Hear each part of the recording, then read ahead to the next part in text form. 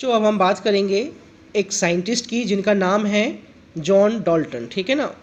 तो उन्होंने क्या किया, एटॉमिक थ्योरी बनाई, ठीक है। उस according to Dalton's atomic theory, अगर हम बात करते हैं डाल्टन की एटॉमिक थ्योरी की, तो वेदर एन एलिमेंट एन और कंपाउंड, चाहे वो एलिमेंट हो चाहे वो कंपाउंड हो, और अ मिक्सचर, चाहे वो फिर मिक्सचर है, is composed of small particles called atoms. उन्होंने बोला कि चाहे एलिमेंट हो चाहे कंपाउंड हो चाहे मिक्सचर हो, ये सब जो है कंपोज्ड यानी बनती है किस चीज़ से, स्मॉल पार्टिकल से, जिसे हम क्या कहते हैं, एटम्स।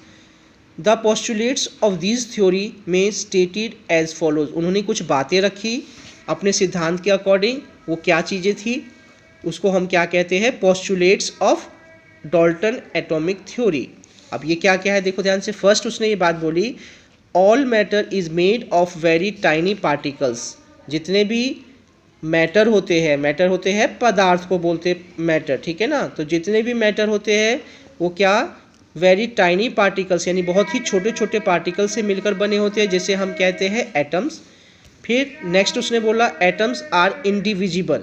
इंडिविजिबल का पार्टिकल्स होते हैं यानी इसके और ज़्यादा छोटे टुकड़े नहीं कर सकते हो।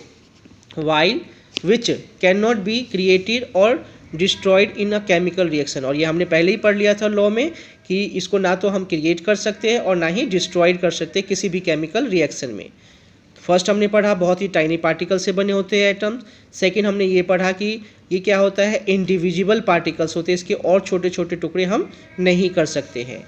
अच्छा, इसका जो थर्ड पॉइंट है हमारे पास, atoms of a given elements are identical in मास।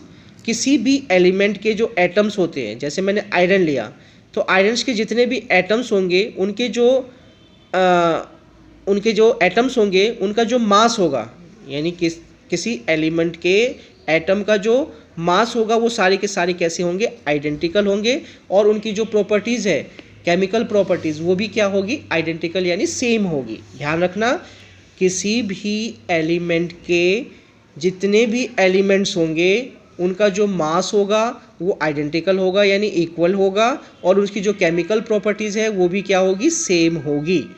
लेकिन अगर मान लो हम दो डिफरेंट टाइप के क्या लेते हैं, एलिमेंट्स लेते हैं, डिफरेंट टाइप के एलिमेंट्स लेते हैं, तो उनके एटम्स का जो मास होगा वो क्या होगा, आइडेंटिकल नहीं होगा यानी सेम नहीं होगा, और उनकी जो केमिकल प्रॉपर्टीज़ भी है वो भी सेम नहीं होगी। तो फोर्थ पॉइंट यही कह रहा है, atoms of different elements have different masses. उनके जो है डिफरेंट एलिमेंट्स के मासेस जो है वो डिफरेंट होंगे, एंड केमिकल प्रॉपर्टीज़ भी क्या होगी, डिफरेंट होगी।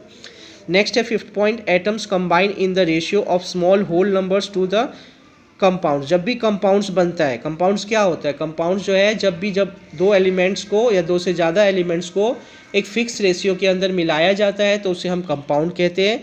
और कंपाउंड में जब हम क्या करते हैं, दो एलिमेंट को मिलाते हैं तो जो एलिमेंट्स होते हैं वो क्या होते हैं, होल नंबर के अंदर होते हैं, ठीक है ना। होल नंबर का मतलब हो गया 1 2 3 4 5 6, पॉइंट में या फ्रैक्शंस में जो है वो हम नहीं लेंगे, वो पूरा होल नंबर होना चाहिए, तभी जो है वो कॉम्बिनेशन होगा। The relative numbers and the kinds of atoms are constant in a given compound. किसी भी कंपाउंड के अंदर जो नंबर ऑफ एलिमेंट्स होते हैं वो क्या होते हैं, फिक्स होते हैं, वो चेंज नहीं होते हैं। तो इस तरीके से जो डाल्टन की एटॉमिक थ्योरी है उसने एटम्स को डिफाइन किया।